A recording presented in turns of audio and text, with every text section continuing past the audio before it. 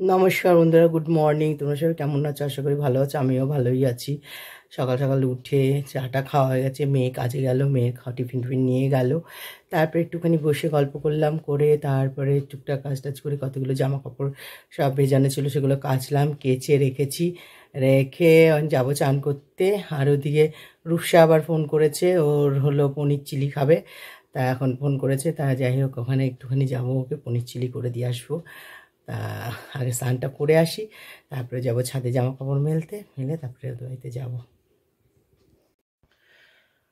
স্নান টান করে নিলাম, এবার যাই একটু রূপসাদের বাড়িতে ঘুরে আসি।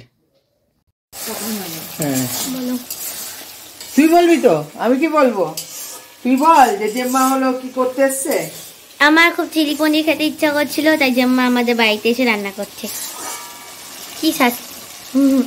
তেলটা যে ছেড়ে দিচ্ছে দেখেছো তো, তেলটা ছেড়ে দেবে যখন তখন পনির ভাজাটা খেয়েই বোঝা যাচ্ছে এটা কিরাম হতে চলেছে। আর কিছু বলার নেই। দিয়ে দেবে।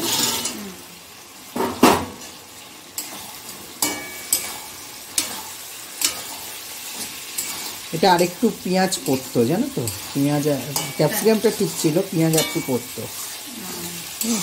কারণ এই যে পনিরটা তো একদম কম নেই, তার পেঁয়াজ পড়তো। হ্যাঁ, পেঁয়াজটা পড়লে একটু ভালো হতো।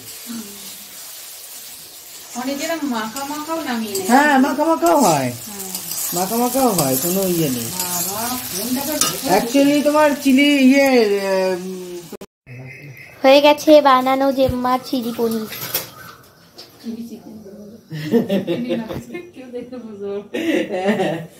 এটা সত্যি পনির। আমি খাবো না। গরমের মধ্যে হাত দিচ্ছে মেয়ে, দেখো মুখে হাত দিয়ে দিচ্ছে, হাত দিবি না ওখানে, দিচ্ছি না আর। ছোচা মেয়ে আমাদের। হয়ে গেল, কি হয়ে গেল? চিলি পনির তৈরি হয়ে গেল। এই যে পাগলি, পাগলির খেতে ইচ্ছা করছে। বসে আছি।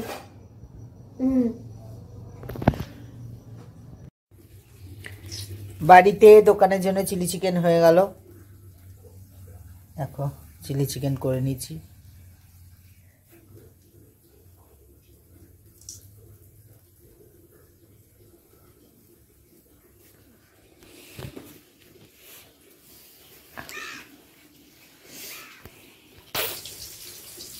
বাড়িতে দোকানে চিলি চিকেন করে নিয়েছি।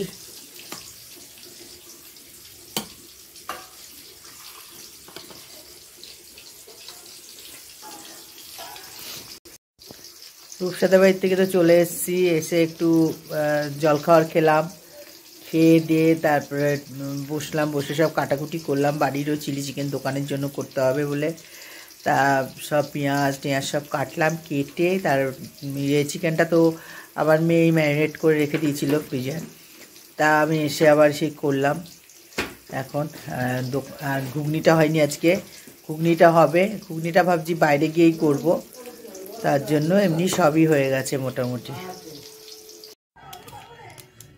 রান্না বান্না কমপ্লিট হয়ে গেল, খেয়েও নিলাম। আজকে অনেক দেরি করে আমরা দুজন খেয়েছি, অনেক দেরি করে। খাওয়া দাওয়া করে দাড়িটা কেটে নেবে,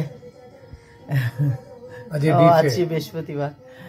তা খেয়ে দে এবার হলো একটু চুল টুল আঁচড়ে একটু ফ্রেশ হয়ে দোকানে এবার চলে যাবো। ওখানেই ভাবছি ঘুগনিটা করে নেবো। দোকানের চাবি কই? তুমি জানো, আমি কি জানি? হ্যাঁ, নিজে সব কিছু হারিয়ে রেখে দেয়, সব হারিয়ে রাখে। চলো দেখি, ওই যে ওই যে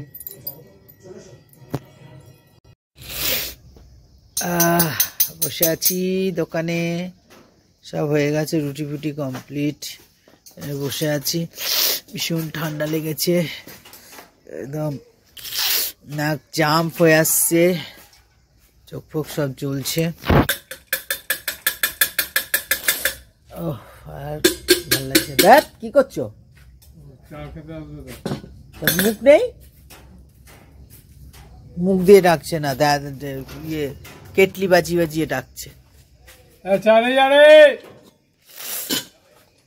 খুব ঠান্ডা লেগে গেছে, খুব ঠান্ডা লেগে গেছে। আর ভালো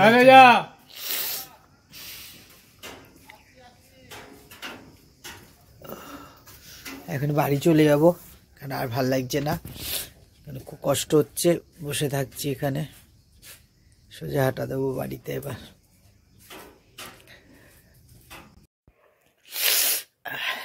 দোকান থেকে বাড়িতে চলে এসেছি, অনেকক্ষণ হয়েছে এসেছি। আমরা এত শরীরটা খারাপ লাগছে, পুরো নাকটাক জাম্প হয়ে গেছে, জ্বর জ্বর ভাব লাগছে। চলে এসেছি, এসে শুয়েছিলাম। যাই হোক আমার বর আসলো, এসে ছোটো মেয়ে খেয়ে গেল, বড় মেয়ে খেলো না, বললো পেটটা ভরা আছে, হয়তো অফিসে কিছু খেয়েছে। আর প্রচণ্ড ঘুমও পাচ্ছে, কারণ নাকটা একদম জাম্প হয়ে গেছে না, ভালো লাগছে না। যাই হোক আমি একটু রুটি খেয়ে নিলাম, চিলি চিকেন দিয়ে রুটি খেলাম, খেয়ে এবার শুয়ে পড়বো। ব্লগটা এখানে শেষ করছি। যদি কিছু ভালো লাগে লাইক করো, কমেন্ট করো, শেয়ার করে দিও, সাবস্ক্রাইব করে দিও। সবাই ভালো থাকো, সুস্থ থাকো। আর বেশি কিছু বলছি না, টাটা, গুড নাইট।